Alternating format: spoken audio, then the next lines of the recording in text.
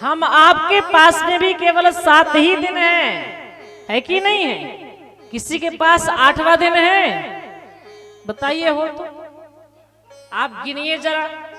रविवार, सोमवार, मंगलवार, बुधवार, गुरुवार, शुक्रवार, शनिवार, 7 है ना? 8वां है किसी के पास? नहीं है ना। सबको केवल इन 7 दिन ही जीना है, 8वें दिन किसी को नहीं जीना, केवल 7 दिन ही जीना है, 7 दिन ही रहना है। लेकिन हम आप ये 7 दिन पा करके इतने अभिमान में हैं, ऐसे संसार में आकर्षित हैं, मोहित हैं कि लगता है कि हमें जैसे करोड़ों वर्ष यहाँ पर रहना है। ऐसे धन संपत्ति जुटाते हैं जैसे हमेशा हमेशा यहाँ पर रहना है। फिर भी भगवान की माया का ही प्रभाव है। 8वें दिन नहीं, 7वें दिन ही काल आएगा, हमको लेकर के चला जाएगा। एक महात्मा जी भ्रमण करते हुए एक गांव में पहुंचे, वहां एक व्यक्ति के यहाँ रात में रुके। उस व्यक्ति का भाव बड़ा सुंदर था, बड़ी अच्छी श्रद्धा थी। उसने महात्मा जी का बड़ा स्वागत सम्मान किया, भोजन इत्यादि करवाया, व्यवस्थाएं दी जो भी बना उससे। लेकिन उस आर्थिक स्थिति कमजोर थी, पैसा धाम थोड़ा कम था।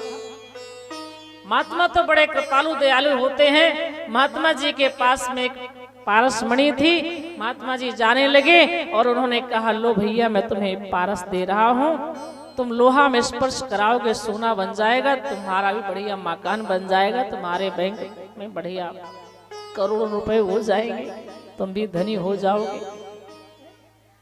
लेकिन एक बात है, क्या मैं 7वें दिन आकर के ये पत्थर ले जाऊंगा? महात्मा जी इतना कहकर चले गए और उस व्यक्ति ने क्या किया, वह बोला कि मेरे पास तो पारस आ गया है, मुझे तो लोहा बस इकट्ठा करना है। और वह लोहा इकट्ठा करने में जुट गया। दिन रात बस लोहा इकट्ठा करते करते अपना घर भरने लगा।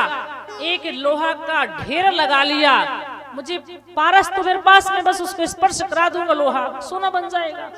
स्पर्श कराने में ज्यादा समय तो लगना नहीं है, लोहा इकट्ठा करने में समय लगना, तो लोहा इकट्ठा कर लूं, पारस स्पर्श कराऊंगा, सोना बन जाएगा। यह करते करते उसका 7वां दिन आ गया। 7वें दिन महात्मा जी आए। महात्मा जी ने कहा, राधे राधे, लाइए वो पत्थर जो हमने आपको दिया था। उसने कहा, महात्मा जी बस 1 दिन का समय दे दीजिए, बस 1 दिन का चाहिए मुझे, मैंने लोहा सब इकट्ठा कर लिया है, बस उसमें स्पर्श करवाना है, छुबाना है बस। महात्मा जी ने कहा, नहीं नहीं, अब 1 दिन है ही नहीं, मैं कहां से तुम्हें दे दूं, वो पत्थर लाओ मुझे। वह लोहा इकट्ठा रखे रह गया। महात्मा जी वह पत्थर लेकर के चले गए। इसका तात्पर्य क्या है? हमारे पास भी केवल 7 दिन हैं, लेकिन हम आप लोग भजन नहीं करते हैं। कहते अभी मृत्यु थोड़ा नहीं आ रही है, अभी मृत्यु नहीं आना है, अभी तो बहुत समय है, बहुत साल जीना है, अभी हम ये काम कर लें, ये काम कर लें, ये काम कर लें, फिर राम नाम क्या है, कृष्ण नाम क्या है, तो हमारे मुंह में रखा है, चाहे जब ले लेंगे।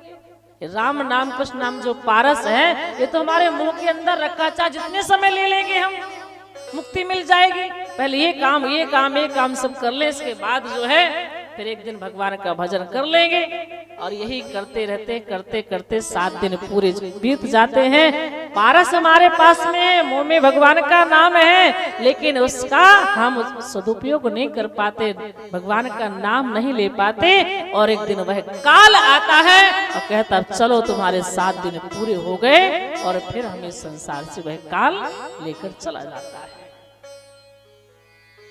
तो ध्यान रखिए, कर्म करते रहिए। मैं आपको ये नहीं कहती हूँ कि आप कर्म ना करें, कर्म तो सबको करना है, क्योंकि कर्म भूमि में हम आप सब लोग आए हैं, तो कर्म करना है, लेकिन इन संसार की चीजों में आसक्त नहीं होना है।